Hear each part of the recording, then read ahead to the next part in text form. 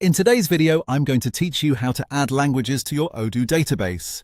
If you want to make your Odoo environment more accessible for different users or prepare your website for a multilingual audience, adding a new language is a quick and useful setup step.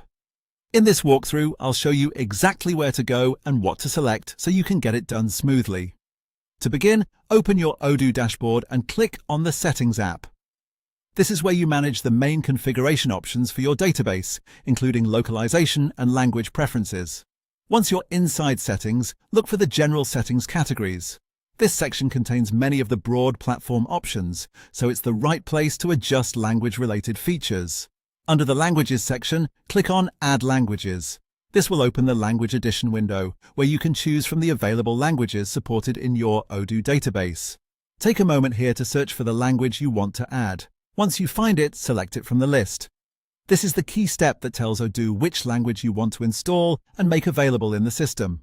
You may also notice options that let you choose websites for auto-translation. If your Odoo setup includes one or more websites, you can check the boxes for the websites where you want translation to be applied automatically. This can save time and help you prepare your site for visitors who speak different languages. If you're not planning to use website translation right away, you can simply leave those options unchecked and continue. After that, click Add. Odoo will then process your selection and install the language into your database.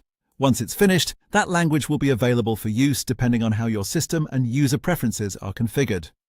And that's it.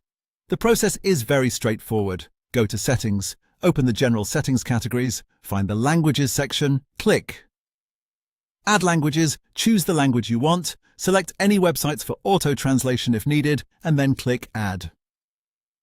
As a quick tip, after adding a language, it's a good idea to verify that it appears correctly in your language list and, if necessary, test it on the website or within the user interface.